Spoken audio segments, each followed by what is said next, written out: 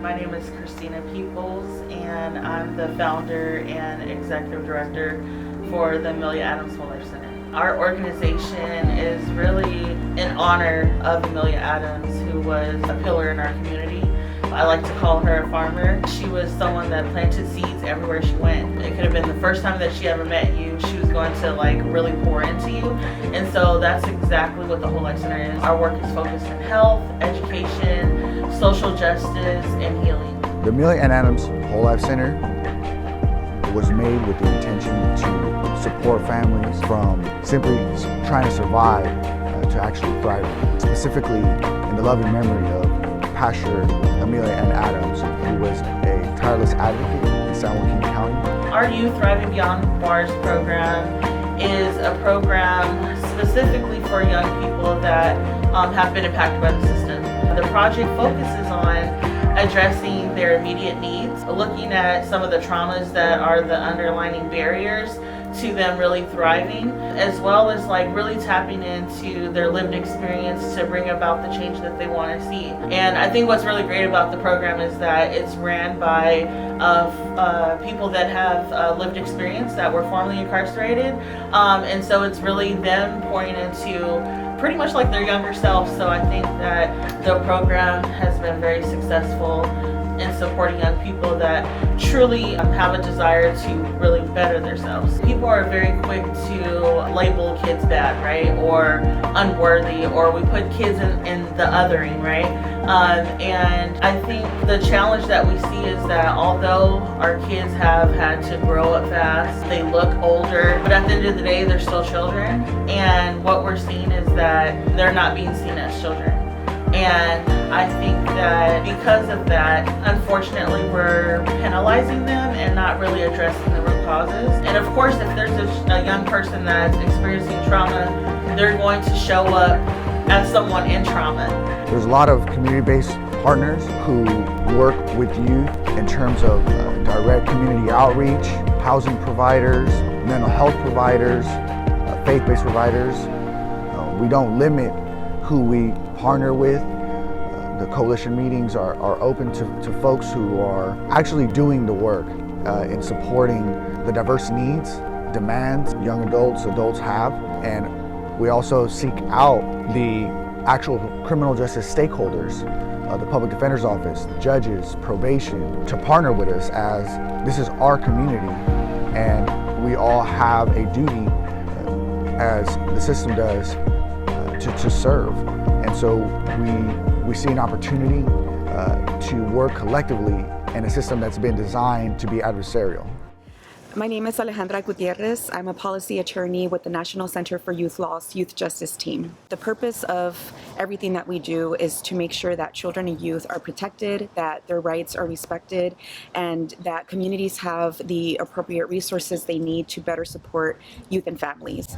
The Youth Justice Team at the National Center for Youth Law focuses on supporting local community organizations, advocates, and other stakeholders to support the local advocacy efforts to improve the policies and the practices of the juvenile legal system, so that young people who are navigating the system have the support that they need to exit completely and to redirect their lives toward a place where they can thrive and accomplish what it is that they want for their lives and themselves. Certain young people in this community are sometimes placed in situations that limit their ability, or that limit the opportunity that they have to really thrive and just do well in life overall. And a lot of that is because of certain policies and practices of the different systems that these young people enter. There was a report that came out several years ago about the disproportionate impact of young people of color in Stockton School District schools. There was a report that came out that mentioned that young people of color were the ones that were disproportionately impacted by school discipline and arrests. And this is a direct connection to young people entering the juvenile legal system. We couldn't do it alone, as it takes a village. There's actually a Proverbs that when a person doesn't feel a part of their community, they'll burn it down.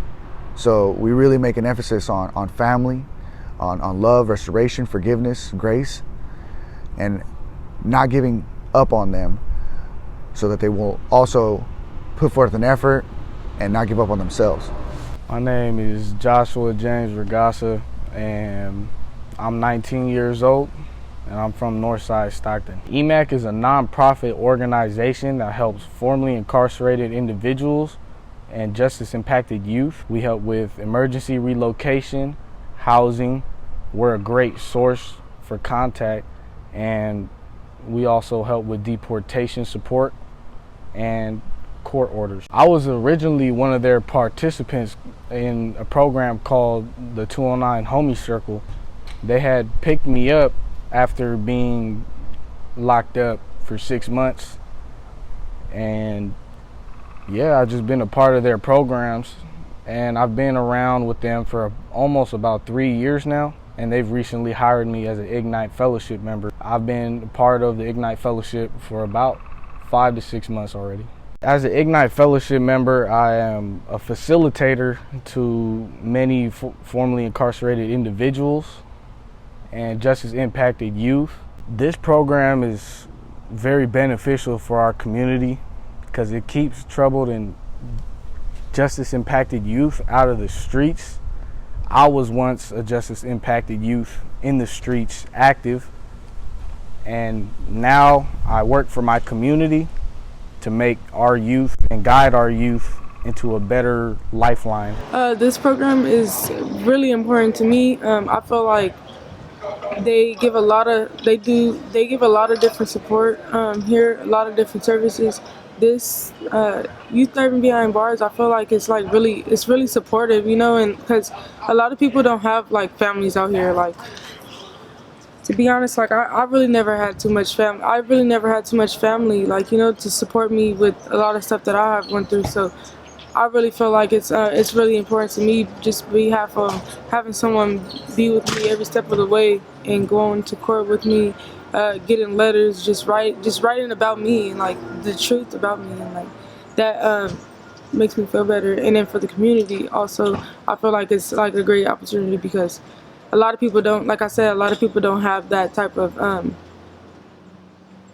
support with them. This program here will help a lot of young adults, even adults, period, by just showing up, allow them to be into programs that help them, or even a lot of their sentence if they're on the other side, or when they get out. This will help a lot. Applying all documents and programs that they have within this program will be a great deal for young adults. My name is Isaiah Gaines. I'm 25 from Stockton. This program helped me with a couple situations. They helped me with housing. I was in another program, fresh out of prison, a halfway house, and I got kicked out of there, back and forth, place to place, sleeping in my car. They helped me with housing.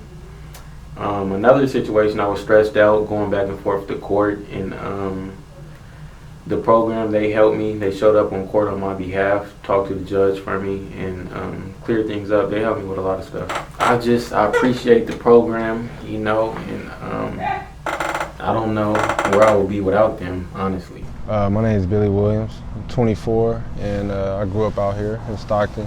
I've been knowing Christina for a long time. She's somebody that was close to me when I was young.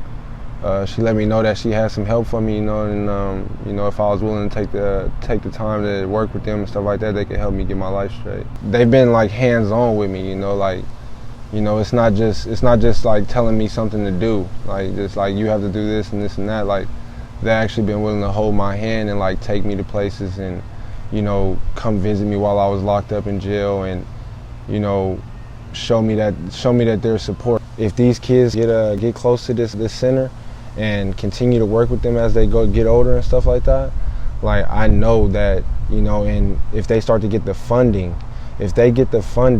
to be able to help and do stuff with these kids and continue to keep them away from the streets of Stockton and stuff like that, then they're going to continue, then they're going to like I know that Stockton would be different, because the people don't know that it's like help is this easy and it's right here.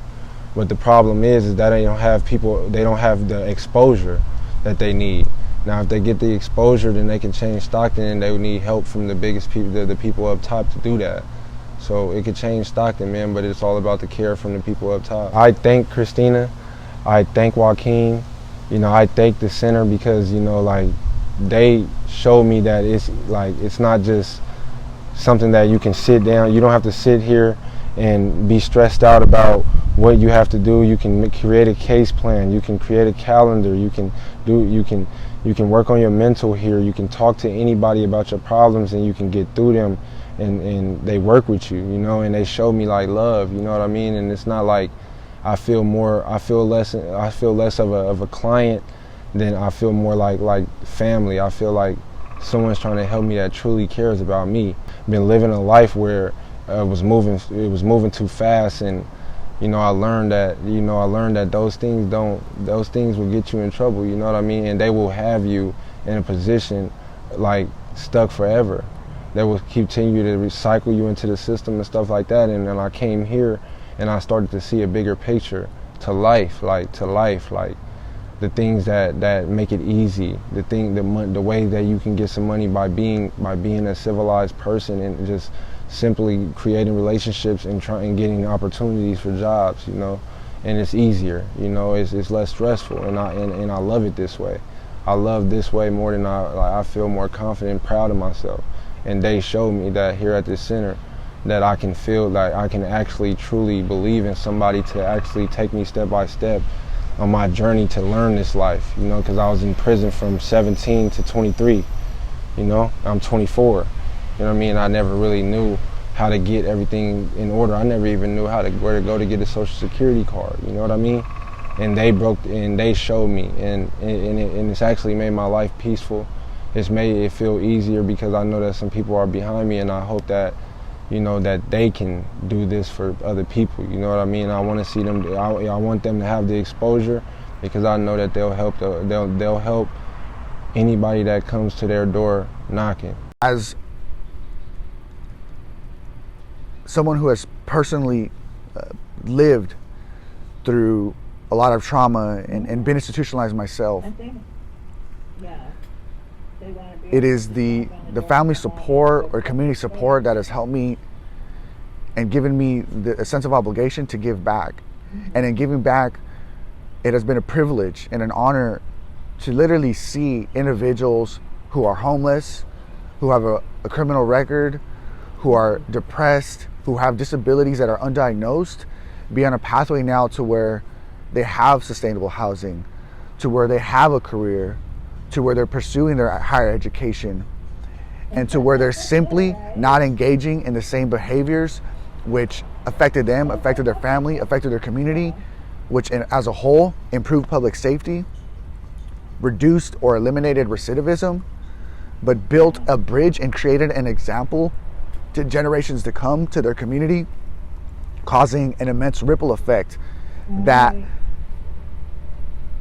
the courtrooms which prosecute and deal with such criminal cases can't help but acknowledge that our services work. Our services work because we come from a place of love, because we come from a place of humanity. And it's not to justify nor condone the acts that people do. However, people are not the acts and the things that they've done in their worst moments. That is not what defines their character. And we refuse to disregard and discard people. We continue to believe in hope, and we're not going to give up on them. And that is what has helped a lot of youth, young adults and adults that I've worked with change their lives. Not having to change who they are, but change what they do. And to be an example to others, which is creating a momentum and a shift from where they came from and from generations that have been underserved and have been suffering.